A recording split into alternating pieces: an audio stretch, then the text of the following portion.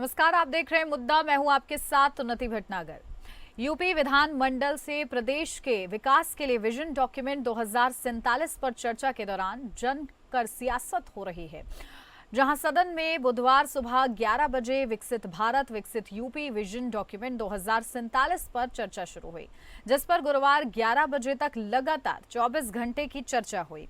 इसमें सीएम योगी सरकार के 28 मंत्रियों ने विभागवार उपलब्धियों और विजन अपना रखा है। चर्चा के दौरान योगी सरकार के मंत्रियों ने कहा कि 1947 में देश की आजादी के बाद यूपी में सब कुछ था, मजबूत श्रम बल, जरूरी संसाधन, लेकिन राजनीतिक इच्छा शक्ति के कारण प्रदेश वैसा विकास नहीं कर सका जितनी क्षमता थी। लेकिन 2014 में केंद्र में प्रधानमंत्री नरेंद्र मोदी और 2017 में यूपी में योगी सरकार आने के बाद हमने विकास की मजबूत नींव रखनी शुरू की। अब प्रदेश में कानून व्यवस्था में सुधार होने से निवेशकों का भरोसा बढ़ा है, किसानों को उनकी फसलों का दाम मिल रहा है। प्रदेश ने बीते 8.5 साल में शिक्षा और स्वास्थ्य हर क्षेत्र में प्रगति की है। अब 2047 तक विकसित प्रदेश बनाने के लिए लगातार काम किया जा रहा है। विधानसभा में योगी सरकार के विजन डॉक्यूमेंट पर जारी चर्चा के बीच सपा अध्यक्ष अखिलेश यादव ने कहा कि भाजपा सरकार को विजन नहीं, रीजन डॉक्यूमेंट को निकाल कर बताना चाहिए कि उन्होंने किस वजह से अपना एक भी वादा पूरा नहीं किया। अखिलेश यादव ने कहा कि भाजपा सरकार पूरी तरह से फेल हो चुकी है। इन्होंने 9 साल में भ्रष्टाचार, लूट, बेईमानी की। सरकार कानून व्यवस्था, बाढ़ नियंत्रण, कांग्रेस, स्वास्थ्य, विकास हर मामले पर असफल हो गई है। वहीं विधानसभा सत्र के दौरान समाजवादी पार्टी के नेता शिवपाल सिंह यादव ने भाजपा पर चुनावी वादों को पूरा न करने का आरोप लगाया। उन्होंने योगी सरकार के विजन 2047 डॉक्यूमेंट को काल्पनिक बताते हुए कहा कि सरकार वर्तमान समस्याओं का समाधान करने की बजाय भविष्य के सपने दिखा रही है। सपा नेता शिवपाल सिंह यादव ने कहा कि भाजपा ने अभी तक युवाओं को रोजगार देने का वादा पूरा नहीं किया, किसानों को एमएसपी नहीं दी। उन्होंने तंज कसते हुए कहा कि अब सरकार कह रही है कि 22 साल बाद आज के युवा हैं, उनके पोते पोतियों को नौकरी देंगे। उन्होंने कहा कि 2047 का क्या भरोसा है। सरकार ने 2022 तक सभी को घर देने का वादा किया था, पर अभी तक पूरा नहीं हुआ। उन्होंने कहा कि भाजपा को 2047 का सपना नहीं दिखाना चाहिए, बल्कि 2025 की सच्चाई का सामना करना चाहिए। तो देखिए, आज खास इसी पर चर्चा होगी, क्योंकि विजन डॉक्यूमेंट पर चर्चा हो रही है और क्योंकि सत्ता पक्ष 2047 के लिए विकसित भारत, विकसित उत्तर प्रदेश के संकल्प के साथ आगे बढ़ रही है। लेकिन विपक्ष ये सवाल कर रहा है कि 2025 की सच्चाई का सामना करने की बजाय 2047 का सपना सत्ता पक्ष की ओर से दिखाया जा रहा है। तो आज इसी पर विशेष चर्चा होगी कि आखिर किस तरीके से इस विजन डॉक्यूमेंट से आने वाला भविष्य कितना सुंदर होगा। लेकिन उससे पहले सवाल ये भी उठना लाजमी है कि आखिर वर्तमान कैसा है, वर्तमान में क्या सुधार हो रहे हैं, वर्तमान में क्या स्थिति बनी हुई है। तो चलिए चर्चा की शुरुआत कर लेते हैं। खास मेहमान हमारे साथ जुड़ गए, सीधा आपको रूबरू कराती हूँ। हमारे साथ अविरल मलिक, नेता बीजेपी से जुड़ गए हैं। अविरल जी, बहुत स्वागत आपका। हमारे साथ जगदीश सिंह चौहान, प्रवक्ता समाजवादी पार्टी से जुड़ गए हैं। जगदीश जी, आपका भी बहुत स्वागत है। और शुरुआत आपके साथ करूंगी अविरल मलिक जी, क्योंकि विपक्ष ये कह रहा है कि 2025 की सच्चाई आप लोग उसका सामना नहीं कर रहे हैं, बल्कि 2047 का सपना दिखा रहे हैं। जी नहीं, देखिए, जहां तक विषय विपक्ष के आरोपों का जहां तक विषय है तो ये बिल्कुल स्पष्ट है। विपक्ष के द्वारा जिस प्रकार से आरोप लगाए जा रहे हैं, ये जनता को भ्रमित करने का इनके द्वारा प्रयास किया जा रहा है। और जहां तक विषय वर्ष 2047 का, जहां तक विषय है विकास का, जहां तक डेवलपमेंट का विषय है, उत्तम उत्तर प्रदेश का विषय है, विकसित उत्तर प्रदेश का विषय है, तो उत्तर प्रदेश की सरकार, योगी आदित्यनाथ जी के नेतृत्व वाली सरकार विकसित उत्तर प्रदेश का निर्माण निश्चित रूप से कर रही है। विकसित भारत की हम बात कर रहे हैं। और उसके साथ साथ जहां तक विषय है इनके आरोपों का, मैं सोचता हूँ जनता ने समाजवादी पार्टी को ग्राउंड से दरकिनार कर दिया है। इसीलिए एक तरीके से मैं स्पष्ट रूप से आपके टीवी चैनल के माध्यम से कहना चाहूंगा, ये उल जरूर आरोप लगाने का काम कर रहे हैं और जनता समय समय पे इन्हें जवाब देती रही है और भविष्य में भी देती रहेगी। ठीक है, आपके पास आ रही हूँ जगदीश जी। जनता आपको जवाब दे रही है और बावजूद आप लोग ये प्रश्न कर रहे हैं कि 25 की स्थिति अलग है और 47 के सपने दिखा रहे हैं। भविष्य अगर सरकार सोच रही है, दूरदर्शी सोच रही है, तो इसमें हर्ज क्या है? नहीं, हर्ज इसमें बिल्कुल नहीं है, लेकिन भविष्य के सोचने के पहले वर्तमान में सोचना चाहिए ना। वर्तमान में जो महंगाई, बेरोजगारी, भ्रष्टाचार, किसानों का उत्पीड़न, युवाओं नौजवानों का रोजगार, जो भविष्य में वादे किए थे कि 2 करोड़ रोजगार हर वर्ष देंगे, सरकार वो 2 करोड़ रोजगार दे पाई? उसको उस पे श्वेत पत्र जारी करना चाहिए सरकार को। किसानों को जो खाद नहीं मिल रही, उनको उनकी फसल का दाम नहीं मिल रहा है, फसल बीमा के नाम पर उनसे प्रीमियम लूटा जा रहा है, जल कल मिशन के नाम पर पूरे देश में भ्रष्टाचार की पराकाष्ठा हो गई है। ये दुनिया का सबसे बड़ा घोटाला हो गया है जल कल मिशन। तो एक किसी के घर में पानी, और जिसके घर में पानी उसके घर में पानी पहुंचाने का काम किया जा रहा है। भ्रष्टाचार की ये नींव है। तो जो भारतीय जनता पार्टी ने आज तक किया, अस्पतालों में दवाएं नहीं है, डॉक्टर नहीं है, और भारतीय जनता पार्टी ने केवल और केवल एक काम बहुत अच्छा किया है कि देश में भाई से भाई को बांटने और नफरत फैलाने का काम किया है। इसमें ये माहिर है और जनता इनको नकार चुकी, इनको जान चुकी है पूरी तरह से। योगी आदित्यनाथ सरकार जी की सरकार पूरी तरह से फेल हो चुकी है, हर मोर्चे पर, हर कोने से फेल हो चुकी है। इसीलिए अब ये उतर आए हैं कि किसी तरह सांप्रदायिक सौहार्द बिगाड़ करके और अपना ध्रुवीकरण किया जाए। इससे इनको कोई फायदा मिलने वाला नहीं है। योगी आदित्यनाथ जी की सरकार पूरी तरह से फेल है और विजय डॉक्यूमेंट दिखाने का नहीं, आज का डॉक्यूमेंट दिखाए जिसमें नौजवान, किसान, दलित, पिछड़े, अल्पसंख्यक, सारे का सारे लोगों का, सारी जनता का भरोसा इनसे उठ चुका है और उस भरोसे को कभी पा नहीं सकते। और यही कारण है कि 2024 के लोकसभा चुनाव में इनका खात्मा कर दिया उत्तर प्रदेश की जनता ने। आगे जो आएगा चुनाव, अभी देखिए कोई चुनाव, अभी एक बाई इलेक्शन हुआ सीतापुर में, एक नगर पालिका का, उसमें भारतीय जनता पार्टी 5वें स्थान पे रही है। जो समाजवादी पार्टी जीती 10,000 के लगभग वोट पाई है, और भारतीय सुनने में आया कि भारतीय जनता पार्टी का कैंडिडेट 1600 वोट पाया है। तो ये स्थिति है इनकी, ये बिल्कुल तरह से नाकाम है और ये नकारी सरकार है, और इसका कोई वजूद इनका जनता में नहीं बचा है। ये केवल अब सरकार में है चूंकि चिल्ला रहे हैं। ठीक है आविरल जी, कोई वजूद आप लोग का नहीं बचा है, और इससे पहले ही ये विपक्ष की ओर से कहा जा रहा है कि विजन डॉक्यूमेंट की जगह आप लोग को रीजन डॉक्यूमेंट रखना चाहिए कि पुराने वादे क्यों नहीं पूरे हो पाए अभी तक। जी देखिए, जहाँ तक विषय उत्तर प्रदेश के सरकार का, उत्तर प्रदेश में वायदों का, हमने कहा था सरकार बनते ही तत्काल प्रभाव से पहली कैबिनेट बैठक में लघु एवं सीमांत किसानों का ऋण माफ किया जाएगा। 1-1 लाख रुपए तक का लघु एवं सीमांत किसानों का ऋण माफ किया गया, सबने देखा। और उसके साथ साथ जहाँ तक विषय उत्तर प्रदेश में लॉ एंड ऑर्डर का, लॉ एंड ऑर्डर अच्छा हो, बेहतर हो, गुंडे माफिया अपराधी ना हो, इसकी निश्चित रूप से हम चिंता कर रहे हैं, इसमें कोई दो राय नहीं है। और उसके साथ साथ दंगा और दंगाई ना रहे उत्तर प्रदेश में, इसकी हमने चिंता की, इसमें भी कोई दो राय नहीं है। और जगदीश सिंह जी भी इस चीज से एग्री करेंगे। और जहाँ तक विषय मुजफ्फरनगर दंगे और तमाम सारी घटनाएं घटित हुई, किसके दौर में हुई, उसमें मैं नहीं पढ़ना चाहूंगा। और जहाँ तक विषय हमारी सरकार का है, तो डेवलपमेंट किस तरीके से हो, इसकी हम चिंता करते हैं।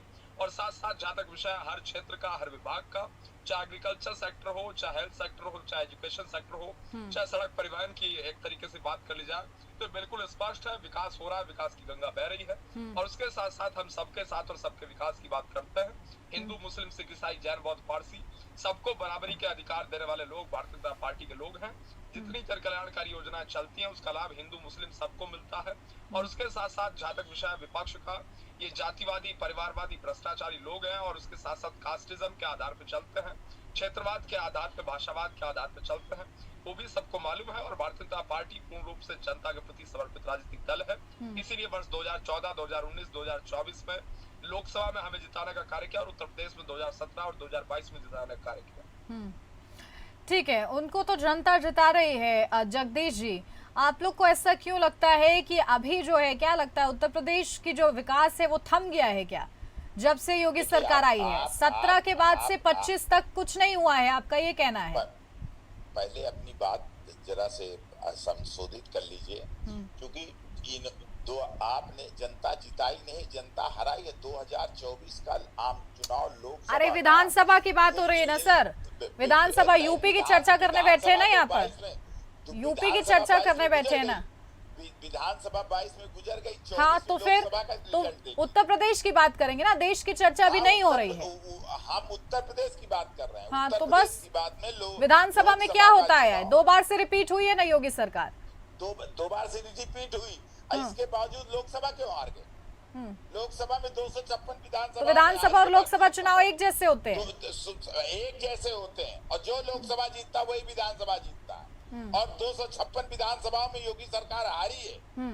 और चलिए ठीक है, मेरे मूल प्रश्न का जवाब दीजिए। 2017 के बाद से उत्तर प्रदेश थम गया है क्या? उससे पहले ही विकास हो रहा था, अभी कुछ नहीं हो रहा है 2017 से 25 तक। हो ही नहीं, अब तो केवल भाई से भाई का लड़ाने का काम हो रहा है उत्तर प्रदेश में। ये इनसे पूछो तो यही कहेंगे दंगाई नहीं हो, दंगा यही कराते हैं जब ये सरकार वो 100% क्लियरेंस दे देते हैं अपनी सरकार को कि भाई 100% हमने काम कर दिया है, और आप लोग की दिक्कत ये है कि आप लोग ये कह देते हैं कि 100% काम ही नहीं हुआ है। इसी में बहस अटक कर रह जाती है। अगर आप लोग मुद्दे गिनवाए कि हमने इतना काम किया है और इतना काम नहीं किया है तो ज्यादा सार्थक चर्चा हो पाएगी, मुझे ऐसा लगता है। अविरल जी, आपके पास आ रही हूँ क्योंकि आप लोग विजन डॉक्यूमेंट रख रहे हैं, 2047 की आप लोग कल्पना कर रहे हैं, लेकिन वर्तमान में अभी कुछ ऐसी परिस्थितियां हैं जैसे युवाओं को रोजगार का जो ये मामला है, इसके लिए सरकार अभी क्या कर रही है? ये सवाल तो लाजमी है अगर विपक्ष पूछ रहा है तो, कि भाई आप 2047 तक तो तब पहुंचेंगे जब 2025 में आप बेहतर कर रहे होंगे, युवाओं को रोजगार मिल रहा होगा। बिल्कुल, देखिए जहां तक विषय युवाओं, आपकी ऑडियो म्यूट हो गई है अविरल जी।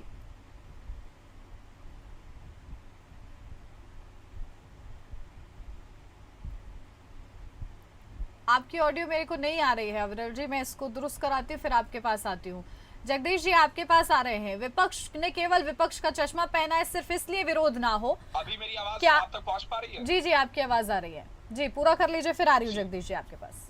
बिल्कुल बिल्कुल, देखिए जहां तक विषय उत्तर प्रदेश का, उत्तम उत्तर प्रदेश कैसे बने, बेरोजगारी मुक्त उत्तर प्रदेश कैसे बने, रोजगार युक्त उत्तर प्रदेश कैसे बने, इसकी हमने डंके की चोट पे चिंता की और उसके साथ साथ तमाम सारी जनकल्याणकारी योजना भी चलाई हैं।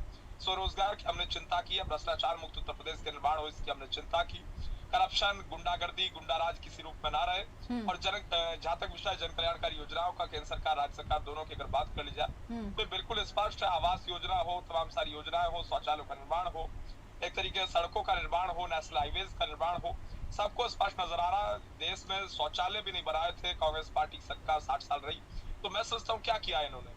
ये शौचालय घर घर तक नहीं एक तरीके से बना पाए, ये आवास पक्के नहीं दे पाए, गांव बिजली नहीं पहुंचा पाए, हर घर तक ये पेयजल नहीं पहुंचा पाए, स्वच्छ एक प्रकार से स्वच्छ पेयजल नहीं पहुंचा पाए, और उसके साथ साथ स्वच्छता अभियान हमने प्रारंभ किया, वो सबको स्पष्ट रूप से मालूम है।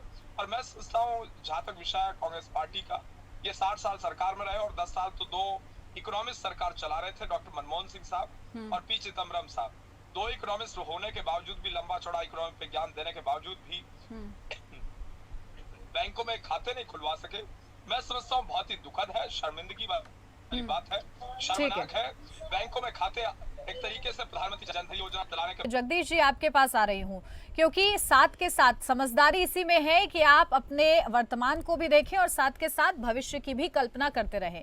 विपक्ष को भी इसमें सहयोग करना चाहिए अगर बात विकास की हो। अगर विरोध हो रहा है तो कोई ठोस वजह होनी चाहिए, सिर्फ इसलिए विरोध नहीं कि आप लोग विपक्ष में बैठे हैं।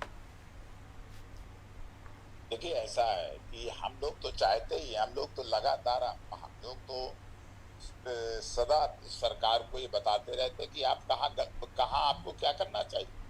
और आज ये सहयोग की बात है कि सदैव मुझे लगता है समाजवादी पार्टी की ओर से हमारे माननीय राष्ट्रीय अध्यक्ष भी कुछ न कुछ रोज का रोज सरकार को जो विपक्ष का काम है वो चेतावनी देते रहते, और रोज का रोज ये सौभाग्य की बात है कि आदरणीय अखिलेश यादव जी प्रतिदिन 2-4 ट्वीट ऐसे करते हैं जिससे सरकार के कान में जू रहेंगे और कोई ना कोई काम अच्छा काम कर दे, लेकिन सरकार के कान में जू नहीं रेंगती है। कोई भी अच्छा काम करने का सरकार संकल्प नहीं लेती है, और मुझे लगता है सरकार को संकल्प लेना चाहिए कि जो उन्होंने जनता से वायदे किए थे जब 2014 में आए थे कि हम प्रतिवर्ष 2 करोड़ रोजगार देंगे, वो रोजगार दें, और जो अपने लोगों को इन्होंने सारी देश की सारी बैंकों का पैसा लुटवा करके विदेश में भगवा दिया, उनका जो कहा था 100 दिन में पूरा काला धन वापस ले आएंगे, वो ले आए, और वो देश हित में काम आए वो धन।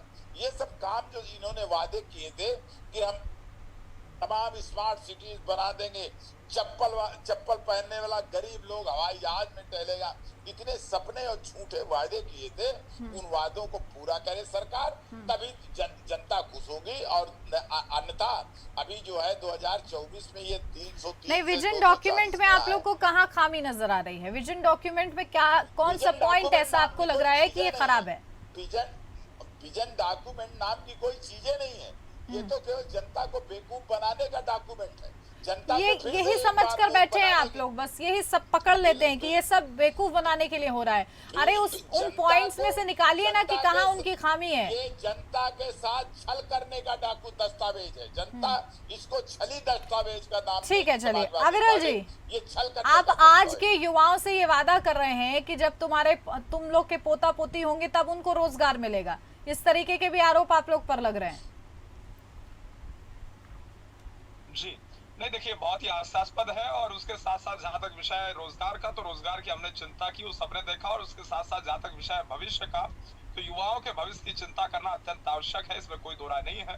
और उसके साथ साथ जगदीश जी भी इस चीज को जानते हैं, सीनियर एडवोकेट भी हैं और इस चीज को समझते भी हैं कि किस तरीके से उत्तर प्रदेश की सरकार ने विकास किया है।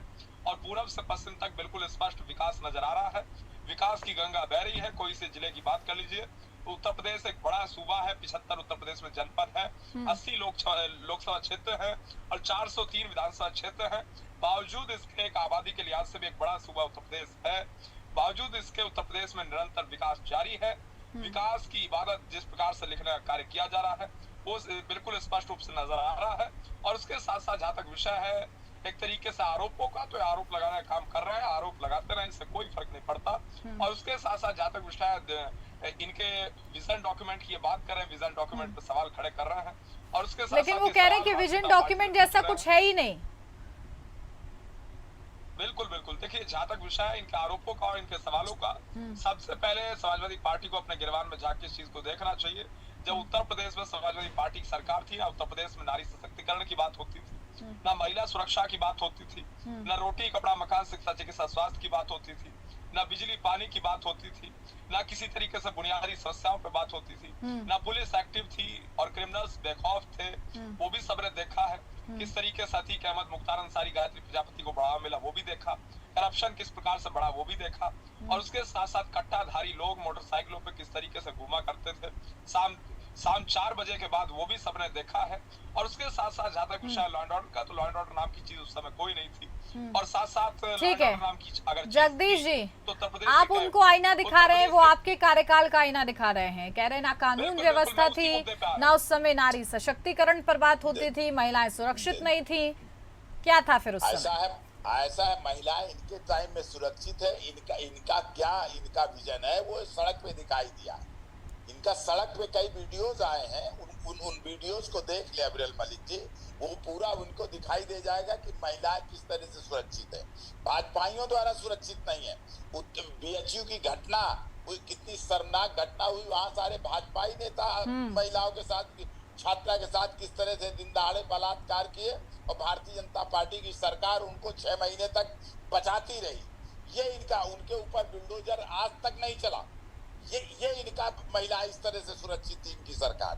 तो ये बड़ी बातें करने से कुछ नहीं होता, ये पूरी तरह से फेल है। जनता इनको जान चुकी है। और अगर थोड़ी सी नब्ज, मैंने अभी उदाहरण दिया सीतापुर के नगर पालिका के चुनाव में, ये 5वें स्थान पे रहे हैं। समाजवादी पार्टी का उम्मीदवार 10,000 वोट पाया है और 1500 वोट पाया है भारतीय जनता पार्टी का उम्मीदवार। 5वें स्थान पे 1500 वोट पाया। तो इनकी जमीन खिसक चुकी है। ये जो छल करने की फिर कोशिश कर रहे हैं उत्तर प्रदेश की जनता के साथ और देश की जनता के साथ, जनता इनको जान चुकी है। पीडीए इनको जान चुका है। दलित पिछड़े अल्पसंख्यक अपना मान सम्मान और स्वाभिमान के लिए, अपने हक और हुकूक के लिए, संविधान की रक्षा के लिए भारतीय जनता पार्टी का सफाया करेंगे। ठीक है, उत्तर प्रदेश तो देश में सदन में रखिए ये तमाम बड़े मुद्दे, क्योंकि विधानसभा में अभी बहस चल रही है इस विजन डॉक्यूमेंट को लेकर। हम लोग को भी सुनने को मिले कि आखिर विपक्ष की तरफ से क्या सवाल उठाए जा रहे हैं कि सत्ता पक्ष ये विजन डॉक्यूमेंट ला रही है तो इसमें क्या खामियां हैं, किस मुद्दे पर आपत्ति है। बिल्कुल बिल्कुल, संसद से लेके, सदन से लेके और सड़क तक भारतीय जनता पार्टी को उजागर करने का काम समाजवादी पार्टी करेगी। और समाजवादी पार्टी न कि उत्तर प्रदेश में, पूरे देश में भारतीय जनता पार्टी के खिलाफ लड़ने वाला एकमात्र दल है जिसने जो भारतीय जनता पार्टी को हराता है। और आप समझती हैं कि उत्तर प्रदेश से होकर की देश का रास्ता जाता है। समाजवादी पार्टी ने जिस तरह लोकसभा में हराया है भारतीय जनता पार्टी को, वो अगर देश में अविरल जी, अगर सबसे एक सेटबैक तो था ही आप लोग के लिए, क्योंकि जिस तरीके से सबसे बड़ी पार्टी बनकर उभरी समाजवादी पार्टी लोकसभा चुनाव में, तो आप लोग किस तरीके से अब आगे अपना रास्ता तैयार कर रहे हैं? 27 दूर जरूर है, लेकिन अभी से ही आप देखेंगे कि बिसात बिछनी शुरू हो चुकी है। सब पर भारी एक अकेले अखिलेश यादव की पूरी जो दुनिया अकेले थे। अब इंडिया गठबंधन को नहीं लेंगे क्या साथ में? नहीं, हो गया जगदीश जी हो गया। और जगदीश जी आप जानते होंगे केशवानंद भारती केस आप में पड़ा होगा। केशवानंद भारती केस में स्पष्ट है, इस चीज को आपको जान लेना चाहिए कि पार्लियामेंट के पास ये पावर नहीं है कि basic structure of constitution of India में कोई चेंजेस या परिवर्तन कर सके। और आपने पूरा चुनाव अगर लड़ा था तो इसी झूठ पे लड़ा था कि बीजेपी आएगी तो संविधान बदल देगी, जबकि केशवानंद भारती केस आपको उठा के पढ़ लेना चाहिए था। और जनता अब इस चीज को जान रही है। आपने जनता को छलने का और ठगने का काम किया था। और उसके साथ साथ आपने कहा था कि बिल्कुल, देखिए जनता को छलने का ठगने का काम कौन कर रहा है ये जनता खुद बताएगी। फिलहाल आप लोग का काम है सिर्फ किस तरीके से चर्चा हो इस विजन डॉक्यूमेंट पर, वो भी सार्थक। बहुत शुक्रिया आप दोनों का ही हमारे साथ इस चर्चा में जुड़ने के लिए। और इसी के साथ इस खास चर्चा मेरे साथ बस इतना ही। नमस्कार।